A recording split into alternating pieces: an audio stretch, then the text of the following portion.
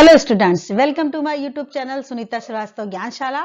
और बच्चों, पदार्थ एवं पदार्थ के समूह के बाद जो पाठ है हम लोगों का, जो इकाई है, उसको हम लोग पढ़ रहे हैं। कई वीडियो में हम लोगों ने इसको पढ़ा है और आज हम लोग उसको आगे कंटिन्यू करेंगे। तो चलिए देखते हैं आज क्या होता है।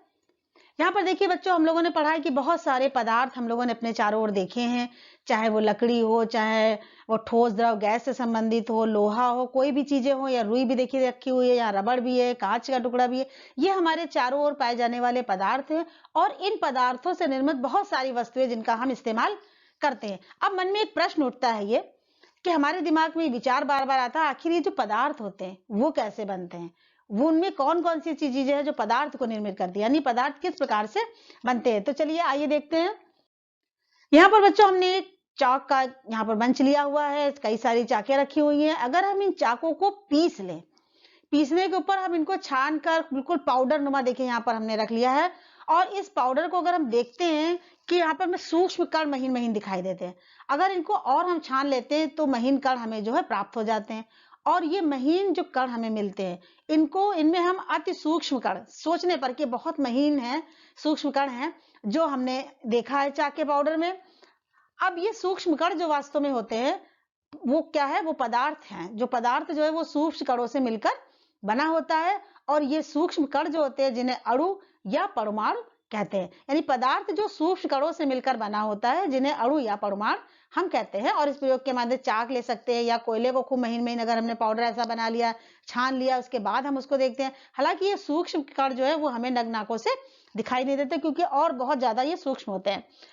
अब यहाँ पर हम देख लेते हैं कि बच्चों की अणु या परमाणु है क्या आखिर, कि किसी पदार्थ का वो सूक्ष्मतम कण, यानी वो छोटे से छोटा जो कण है जो स्वतंत्र अवस्था में रह सकता है तथा जिसमें पदार्थ के सभी गुण विद्यमान रहते हैं, वो क्या कहलाता है, वो अणु कहलाता है।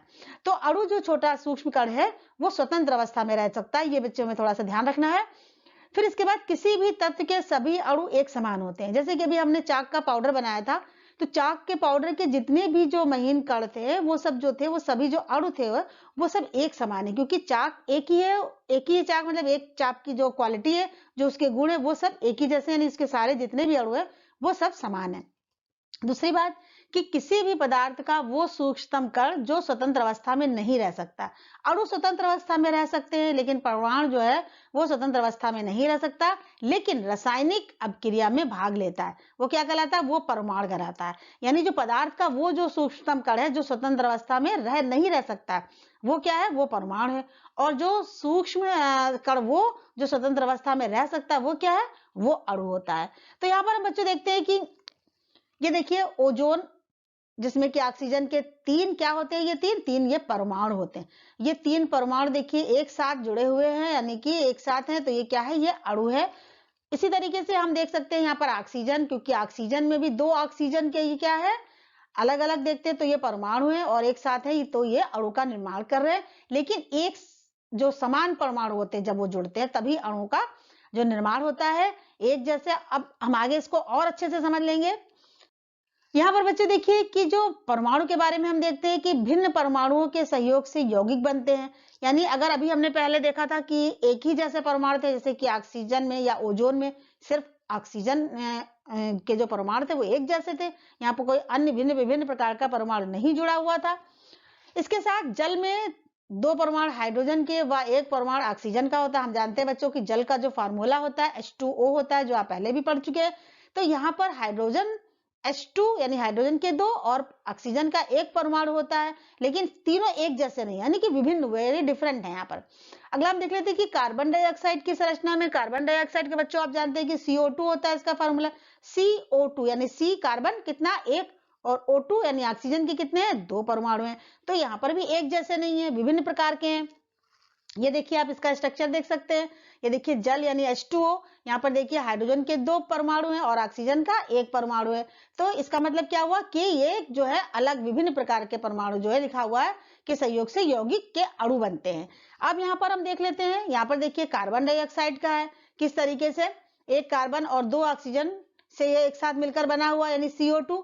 तो यहाँ पर भी ये विभिन्न भिन्न प्रकार के जो परमाणु है आपस में जुड़कर एक यौगिक के अणु का निर्माण करते हैं। इसके बाद हम देख लेते हैं कि ये परमाणु जो है उसकी संरचना क्या है, यानी ये जो परमाणु है जिनसे मिलकर जो हमारे यौगिक अणु बनते हैं, इनकी क्या संरचना है। तो हम देख लेते हैं बच्चों की परमाणु जो होती है 3 अवयवी कणों से मिलकर बने होते हैं। 3 प्रकार के अवयवी कणों से मिलकर बनता है। कौन कौन से? प्रोटॉन, इलेक्ट्रॉन नंबर 2 पे और नंबर 3 पे न्यूट्रॉन। ये 3 जो कण हैं वो आपके जो है बने हुए होते हैं। परमाणु इन 3 कणों से मिलकर बना हुआ होता है।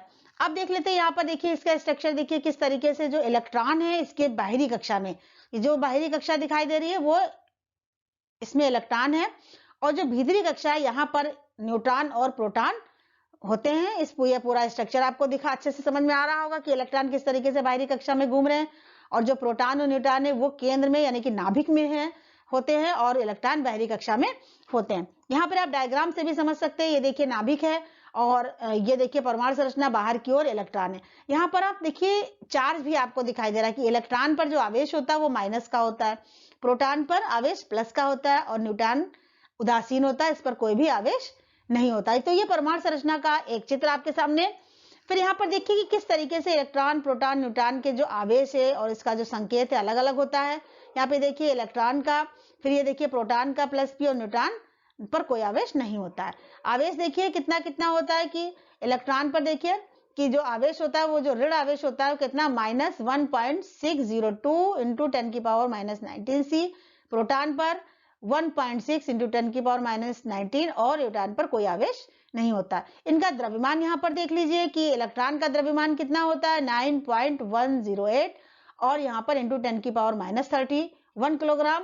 इसी तरीके से प्रोटॉन का जो होता है और न्यूट्रॉन का जो होता है वो सेम होता है 1.67 इंटू 10 की पावर -27, और यही न्यूट्रॉन का भी होता है। तो इस तरीके से परमाणु की संरचना में जो 3 मूलभूत जो कण होते हैं, प्रोटॉन, इलेक्ट्रॉन और न्यूट्रॉन, जिनकी जो संरचना होती है आपके सामने है कि नाभिक में इलेक्ट्रॉन नहीं होते, प्रोटॉन और न्यूट्रॉन होते हैं। जो इलेक्ट्रॉन होते हैं वो सबसे बाहरी कक्षा में चक्कर लगाया करते हैं। यहाँ पर आप अच्छे तरीके से देख सकते हैं, और इस टेबल के माध्यम से आप इनके संकेत, इलेक्ट्रॉन को E से, प्रोटॉन को P से और न्यूट्रॉन को N से प्रदर्शित किया जाता है, या इनके संकेत हैं। तो इस तरीके से आप पूरी तरीके से ये परमाणु की संरचना को समझ गए होंगे।